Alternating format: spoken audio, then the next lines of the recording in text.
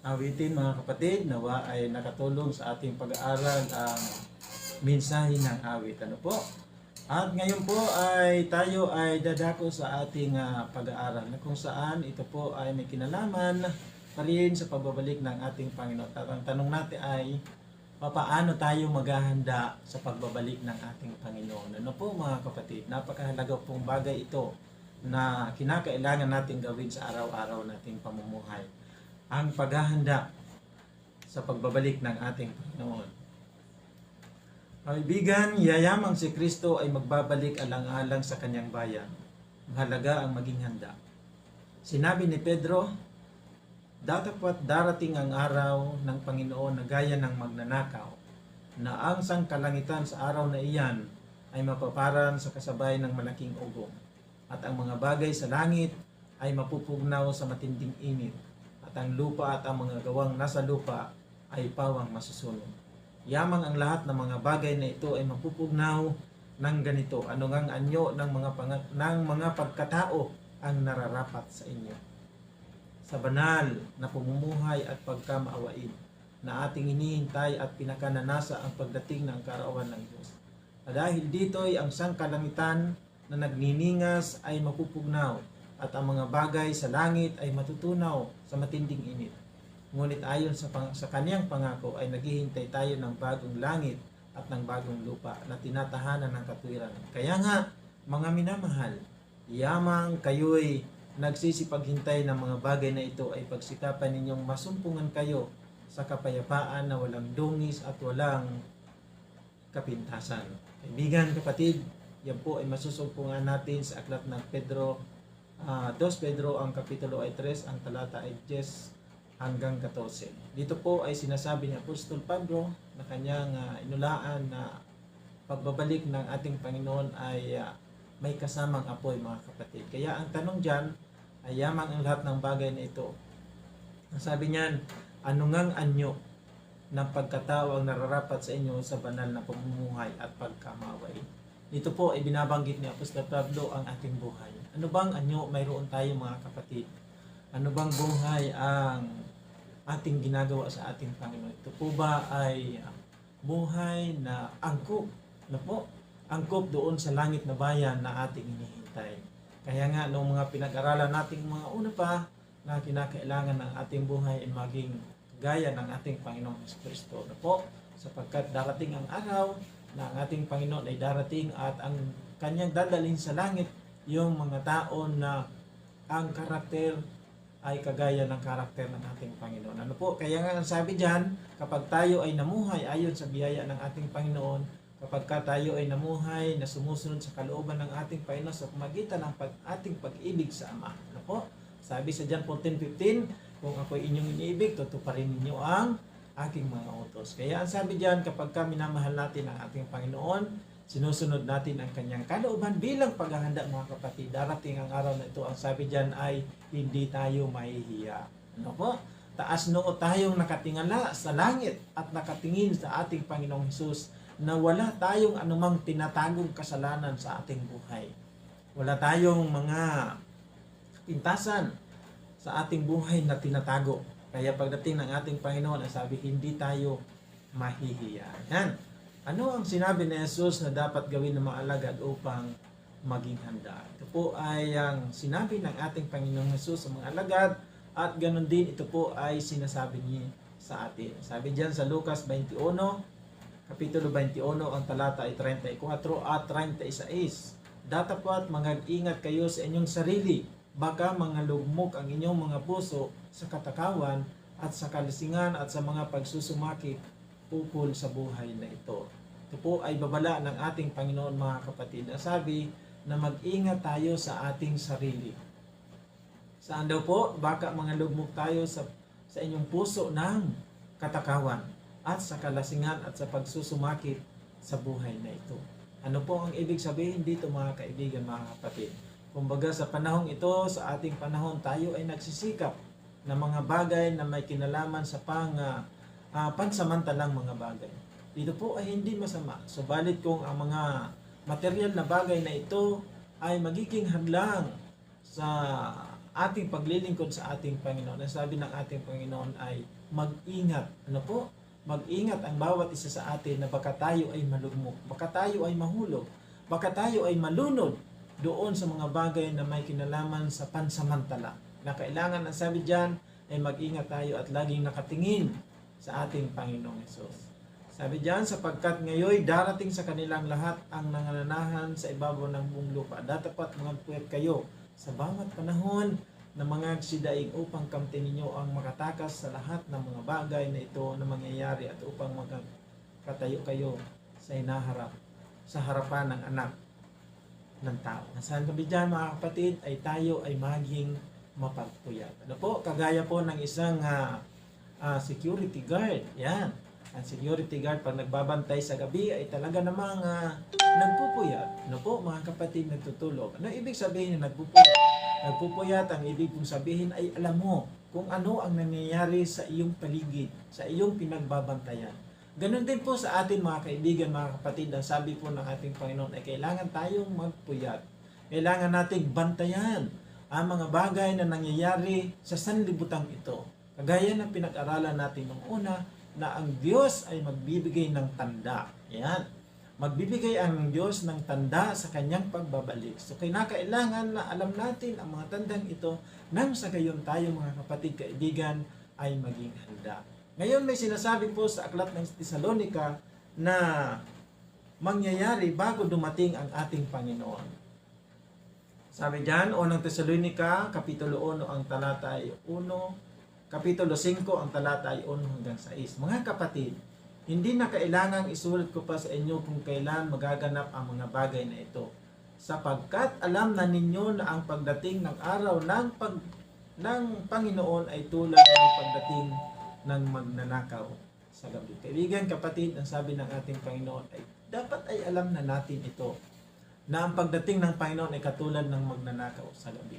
Ngayon sa atin mga kapatid, mga kaibigan naming taga-subaybay, kapag tayo ay nagbabantay, no po, at alam natin kung ano ang nangyayari sa ating paligid, hindi na ito bago sa atin mga kaibigan, mga kapatid. Ang pagdating ng Panginoon ay hindi na magnanakaw sapagkat alam na natin. Makikita natin ang pagdating ng Panginoon. Alam natin na talagang ito ay dadating. Kaya nga sabi diyan, kailangan pa ba itong sabihin? Kailangan pa ba itong isulat? Tayo ay hindi na mabibigla mga kapatid. Kaya sa panahong ito na nakikita na natin ay handa, ay alam na natin ito. Na talagang napakalapit na ang pagdating ng ating Panginoon. Ano po?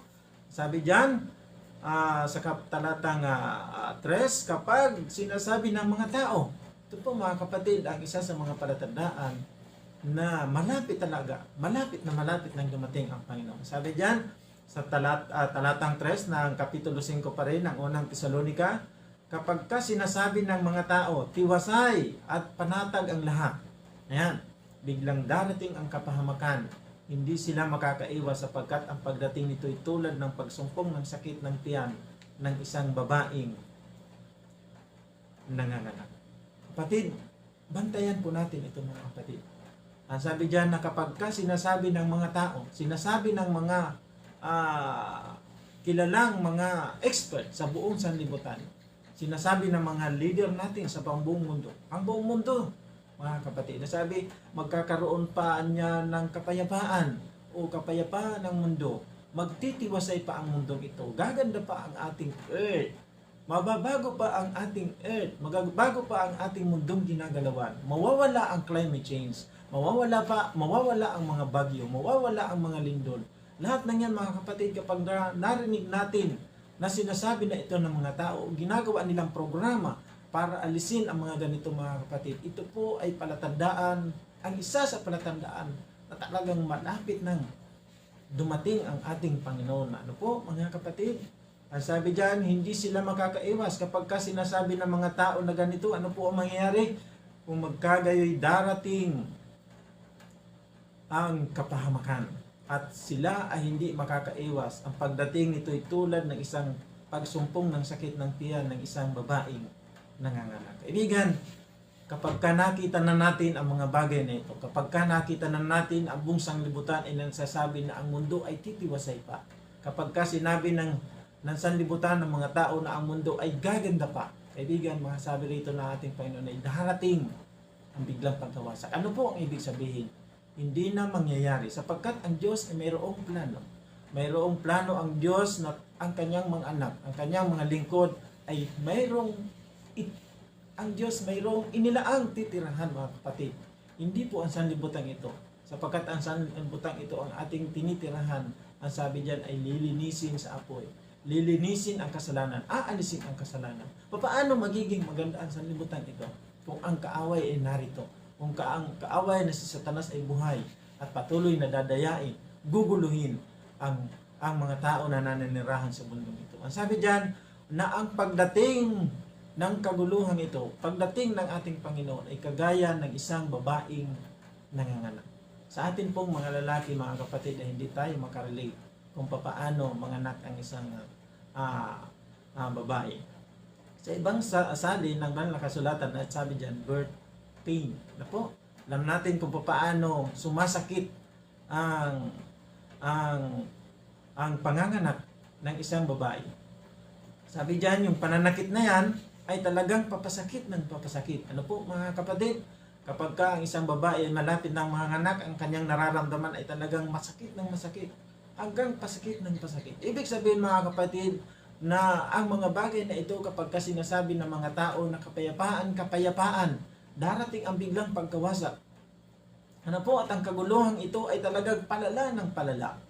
At ang sabi diyan, ang paglabas ng bata, ng babaeng nanganganak, ay ito na po yung pagdating ng ating Panginoon. Ngunit wala na kayo sa kadiliman, kaibigan, mga kapatid.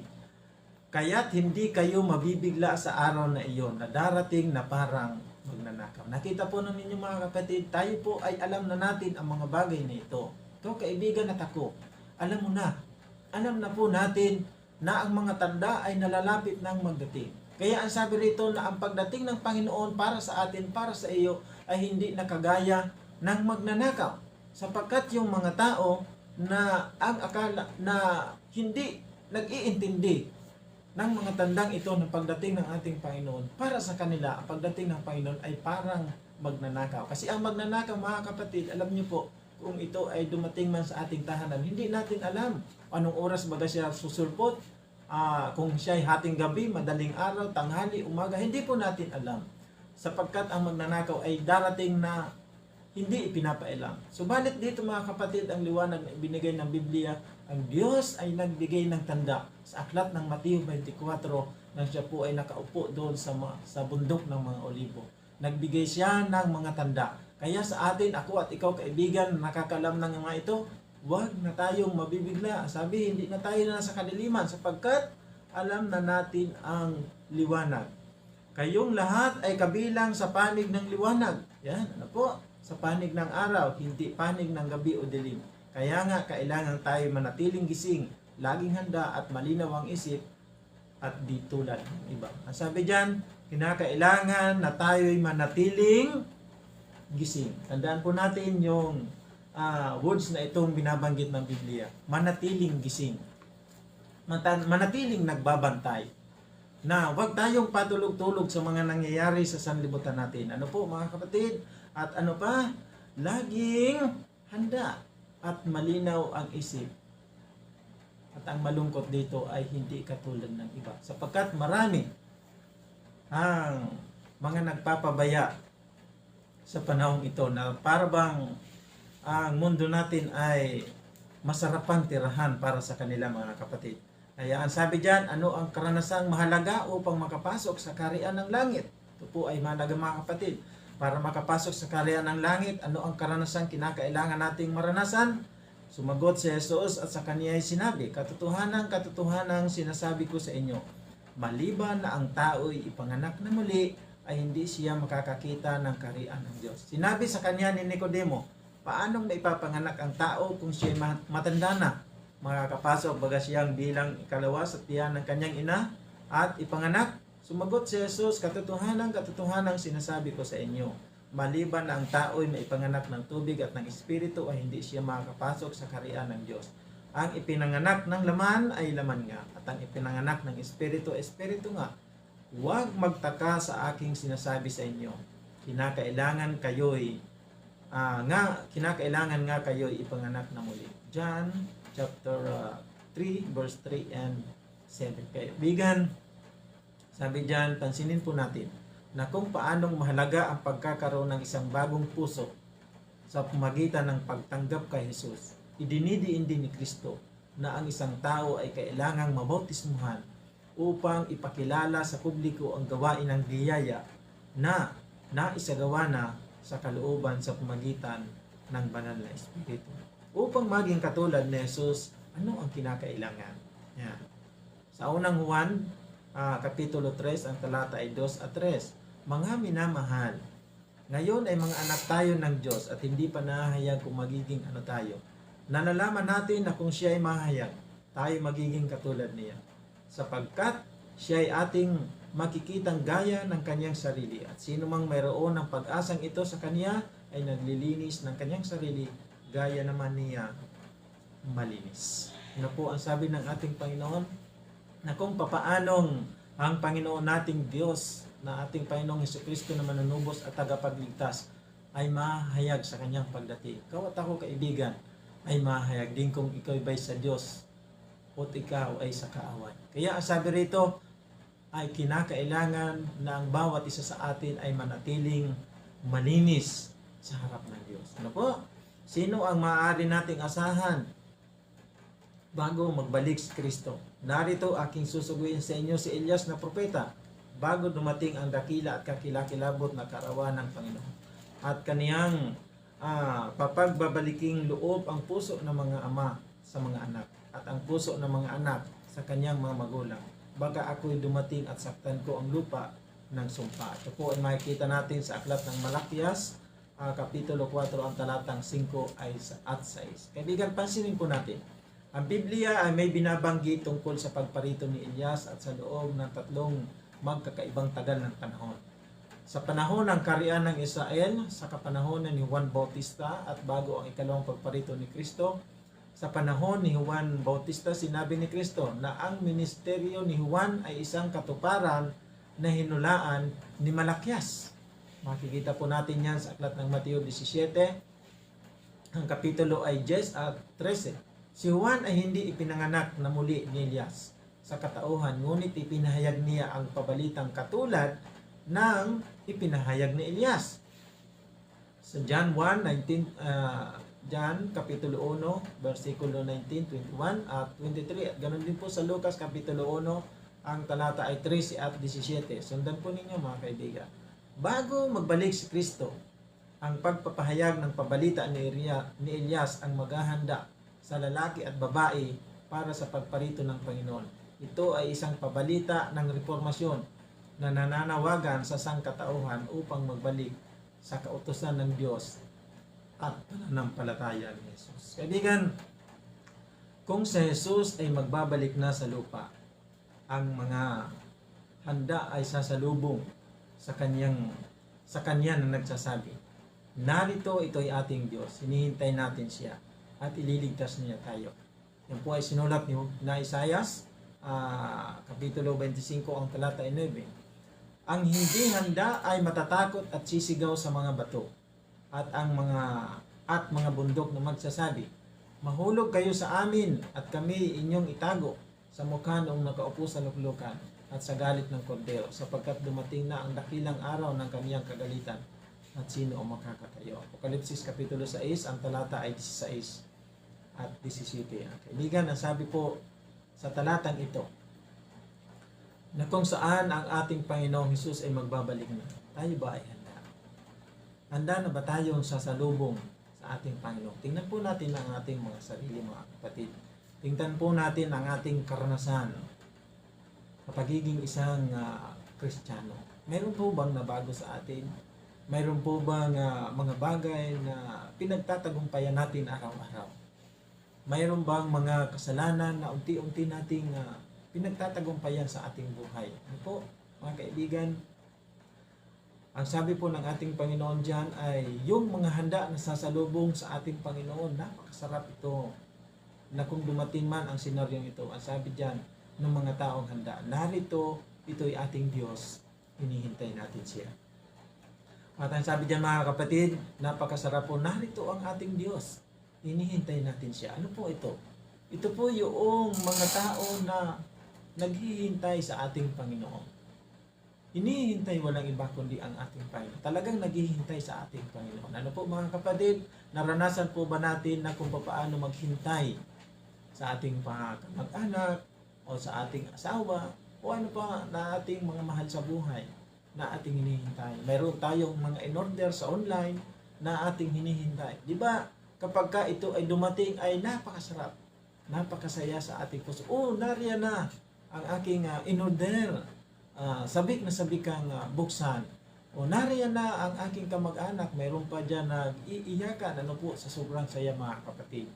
Kaya ang sabi dyan sa Apokalipsis, Kapitulo 6, 16, Kapitulo 6, 16 at 17, kung si Jesus ay magbalik na sa lupa, ang mga handa ay sasalubong.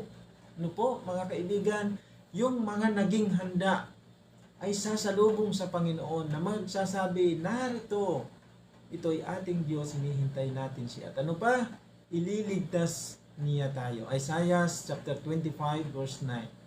At ang malungkot dito mga kaibigan, mga kapatid, ang hindi handa ay matatakot at sisigaw sa mga bato na mahulog at mga bundok na nagsasabi, mahulog kayo sa amin at kami inyong itago sa mukha noong nakaupo sa luklukan at sa galit ng kordero, sapagkat dumating na ang dakilang araw ng kanilang kagalitan at sino ang kakatayo. Ito po ay malungkot na bahagi doon sa mga tao na hindi nag-iintindi, hindi naghahanda sa pagdating ng ating Panginoon. Darating ang araw na ang sasabihin niya, itago kayo sa amin mga bato, daganan mo kami. Tatago sila kung saan na pwede nilang mataguan sapagkat hindi sila makatayo. Ang sabi, dumating na ang galit ng kordero. Sino ang makakatayo? Kaibigan, mga kapatid, sa araw na iyan, walang ibang makakatayo sa pagdating ng ating Panginoon, kundi iyaong mga naging handa sa pagsalubong ng ating Panginoon. Kaya napakahalaga, mga kapatid, mga kaibigan, na tayo ay maging handa sa tinatawag nating paparating na dakilang pag-asa. Ano po mga kapatid, napakasarap pakinggan ang dakilang pag-asa.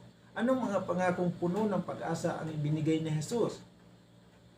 Sa John 14:1-3, huwag mga mabagabag ang inyong puso, sumampalataya kayo sa Diyos. Sumampalataya rin naman kayo sa akin. Sa bahay ng aking ama ay maraming tahanan. Kung hindi gayo'y sasabihin ko ba sa inyo na ako'y paroroon upang ipaghanda ko kayo ng lugar para sa inyo. At kung ako'y pumunta roon at maihanda ko ang isang lugar para sa inyo, ako'y babalik at kayo tatanggapin ko sa aking sarili upang kung saan ako naroon, kayo naman ay dumuon. Napakasarap pakinggan mga kaibigan, mga kapatid. Ano po? Ang sabi ng ating Panginoon na siya ay ngayon ay nasa kalangitan, siya ay naghahanda ng ating tinitirahan. Hindi po ang sanlibutan ito mga kaibigan, mga kapatid. Kagaya ng pinagbasa natin sa unang Tesalonica, Kapitulo 5, kapag sinasabi ng mga tao na kapayapaan, kapag sinasabi ng mga tao na ang ating sanglibutan ay aayos pa, kapag sinabi ng mga tao na ang mundo ng ating ginalawan ay bubuti pa, mga kaibigan, mga kapatid, ang ating Panginoon din ay naghahanda doon sa langit. Doon tayo titira. Hindi sa sanlibutan ito na pundo ng karahasan. Hindi sa sanlibutan ito na puno ng kasalanan, na kung saan dito ang kaaway ng Diyos na si Satanas ay nakatira. Yan. Bakit babalik si Jesus? Si Kristo na ihandog na minsan upang dali ng mga kasalanan ng marami ay magpapakita sa ikalawang pagkakataon, hindi upang harapin ang kasalanan, kundi upang iligtas ang sabik ng mga nagsisipaghintay sa Kanya. Napakasarap, kaibigan. Ano po? Sa Titus 2:13, yan. Ano ang tawag ni Pablo sa ikalawang pagdating ni Jesus? Ano po ang tawag ni Apostol Pablo? At ganon din ang magiging tawag ng bawat isa sa atin. Sabi diyan, habang hinihintay natin ang mapalad na pag-asa at ang pagpapakita ng kaulatian ng ating dakilang Diyos at tagapagligtas na si Kristo. Ano po ang sabi diyan? Mapalad na pag-asa. Tanging pag-asa. Dakilang pag-asa. Sa ating buhay ngayon, lahat tayo ay nagsusumakit sa ating buhay na kung paano tayo magkaroon ng tinatawag nating kinabukasan. Makamit yung mga bagay na material sa ating buhay. Ibalit ito mga kapatid, darating ang pagkasira. Mabubulok din ito. Mawawala din ito. Subalit ang sabi ng Panginoon, walang ibang tanging pag-asa, dakilang pag-asa, mapalad na pag-asa, kundi ang pagbabalik ng ating Panginoon. Inulaan ba ng mga propeta ang ikalawang pagdating ni Jesus sa buong panahon? Sabi diyan, awit kapitulo 50 ang talata 3, ang aming Diyos ay dumarating at hindi siya tatahimik. Nasa harapan niya ang apoy na tumutupo at malakas na bagyo sa kanyang palibot. Sa Judas 1:14, at sa mga ito rin naman si Enoch na ikapitong salinlahi mula kay Adan ay nagpahayag na sinasabi, narito dumarating ang Panginoon na kasama ang kanyang laksa-laksang mga banal. Napakaraming kasama ang ating Panginoon mga kapatid. Sa Gawa 1, talatang 9 at 11, ang sabi diyan, pagkasabi niya ng mga bagay na ito, habang sila'y nakatingin, dinala siya sa itaas at siya ay kinubli sa ulap sa kanilang mga paningin. Samantalang nakatitig sila sa langit at siya ay papalayo, biglang may dalawang lalaki ang tumayo sa tabi nila na may puting damit na nagsasabi, kayo mga lalaking taga Galilea, bakit kayo nakatayong tumitingin sa langit? Itong si Jesus na dinala sa langit mula sa inyo ay darating na gaya rin na inyong nakitang pagpunta niya sa langit. Okay po mga kapatid, ang sabi diyan na kung paanong umakyat ang ating Panginoong Diyos mula sa atin, siya rin ay bababa mula sa langit papunta sa atin. Gaano karami ang makikita kay Jesus sa kanyang ikalawang pagdating? Sa Apokalipsis 1:7, tingnan ninyo, siya ay dumarating na nasa mga ulap at makikita siya ng bawat mata at ng mga umulos sa kanya at ang lahat ng mga lipi sa lupa ay tatangis dahil sa kanya. Mateo 24:27, sapagkat gaya ng kidlat na manggagaling sa silanganan at magliliwanag hanggang sa kanluran, gayon naman ang pagdating ng anak ng tao. Kaibigan mga kapatid, ang pagdating ng Panginoon ay hindi po sekreto. Ito po ay hayag na makikita ng lahat, maging mabuti o maging masama. Sapagkat ang Panginoon mismo ang bababang mula sa langit na may sigaw, may tinig ng arkanghel, at may tumpeta ng Diyos at ng mga namatay kay Kristo ay babangon muna. Pagkatapos tayong nabubuhay na natitira ay agawin kasama nila sa mga alapaap upang salubungin ng Panginoon sa papawirin at sa gayon ay makakapiling natin ang ating Panginoon magpakailanman. Napakasarap mga kaibigan mga kapatid. Sa unang Tesalonica kapitulo 4 ang talata 16 at 17. Sino ang kasama ni Jesus sa kanyang pagdating? Mateo 16 ang talata 27, sapagkat darating ang anak ng tao na kasama ang kanyang mga anghel sa kalatian ng kanyang ama at kanyang gagantihan ang bawat tao ayon sa kanyang mga gawa.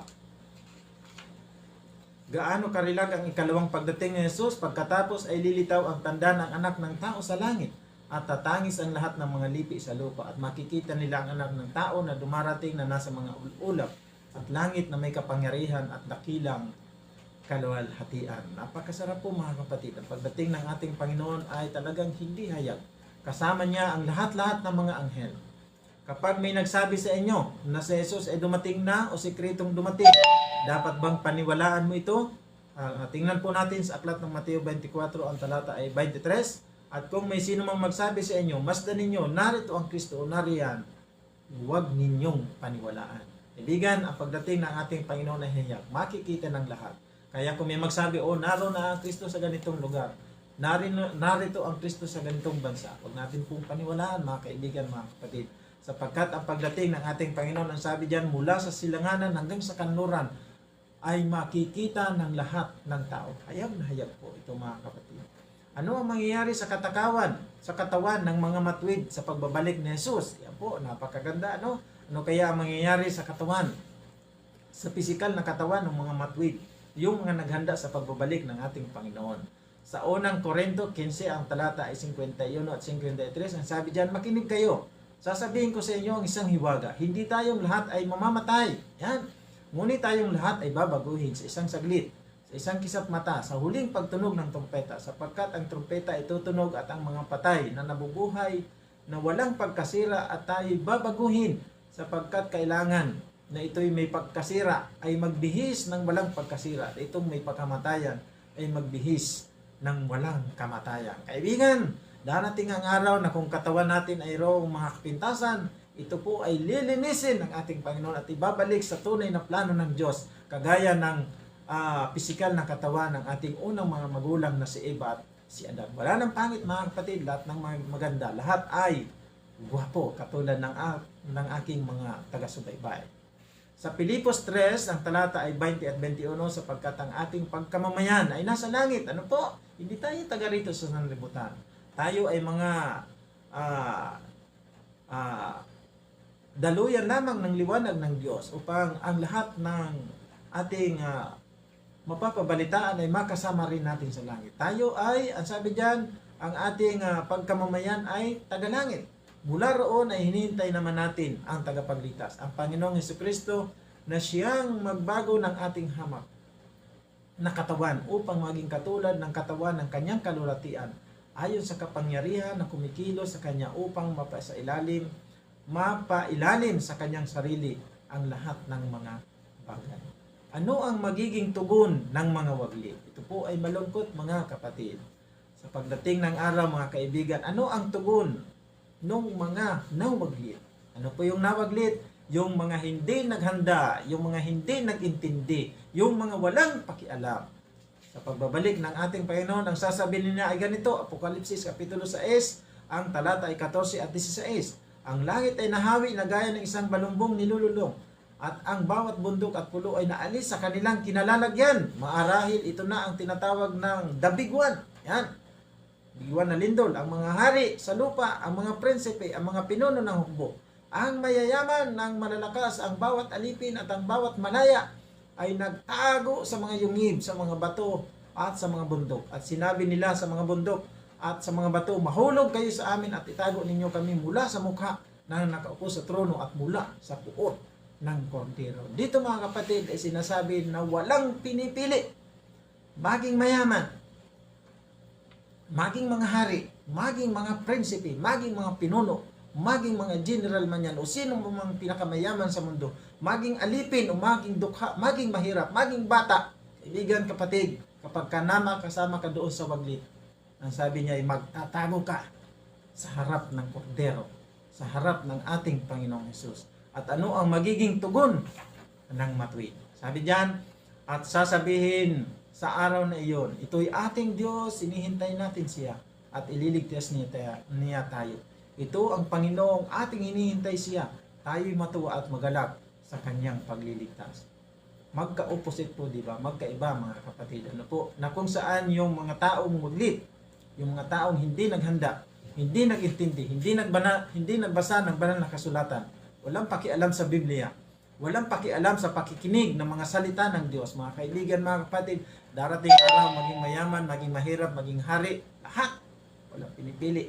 Basta hindi ka naghanda, magtatago ka sa harap ng ating Panginoon. At ang kabaliktaran naman ay yung mga naghanda. Ang sabi, ito'y ating Diyos, hinihintay natin siya. Ito yung mga nagbantay. Nakita nila kung ano ang nangyayari sa sanlibutan.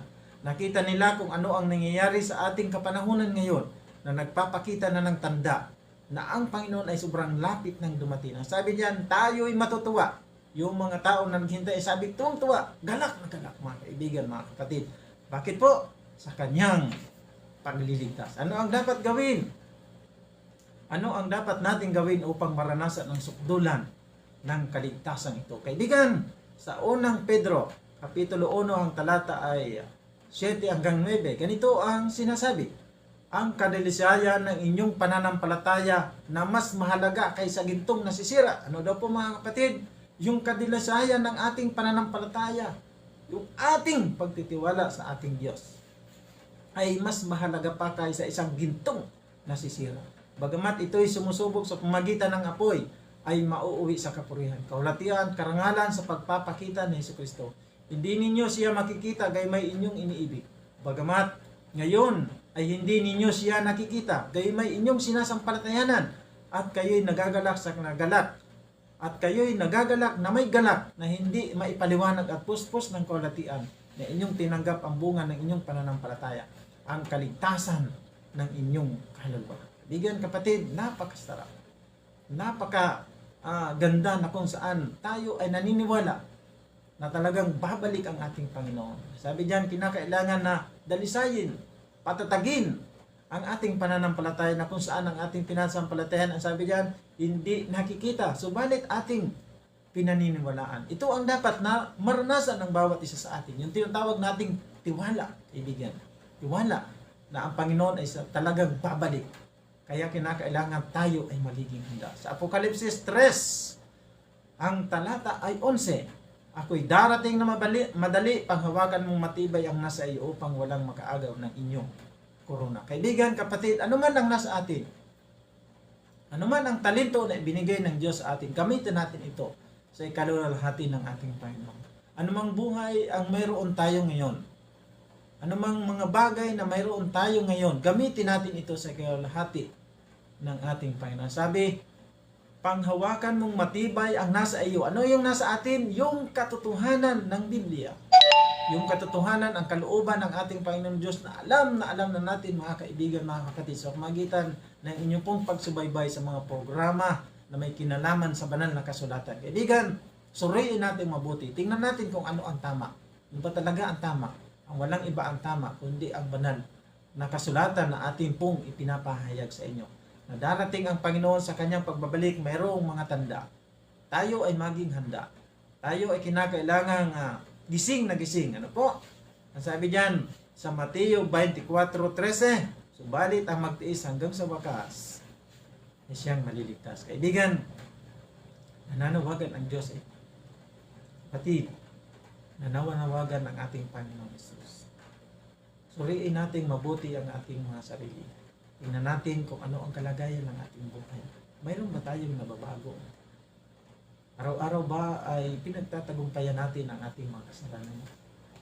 Araw-araw ba ay nakikita natin ang gawa ng kaaway na kung saan ay patuloy na dumadaya sa sanlibutan? Nakikita ba natin ang takbo ng mundo? Nagpapakita ba ito na nagpapahiwatig na malapit nang dumating ang ating Panginoon? Kapatid, nawa ang ating pag-aaral sa buong panahon na may kinalaman sa pagdating ng ating Panginoon. Nawa ito po ay makatulong sa inyo, sa akin, sa ating lahat, para tayo ay palaging maging handa sa ating buhay. Nawa ang lahat na ito, mga salita ng Diyos ay maging inspirasyon natin araw-araw. Turo natin ito sa ating mga anak, ibahagi natin ito sa ating mga kaibigan, ibahagi natin ito sa ating mga kakilala, mga kapatid, na ikaw at ako, kaibigan, ay matuwa, magagalak, sapagkat darating ang mapalad na pag-asa, ang dakilang pag-asa, ang pagbabalik ng ating Panginoong Diyos na siyang tanging pag-asa.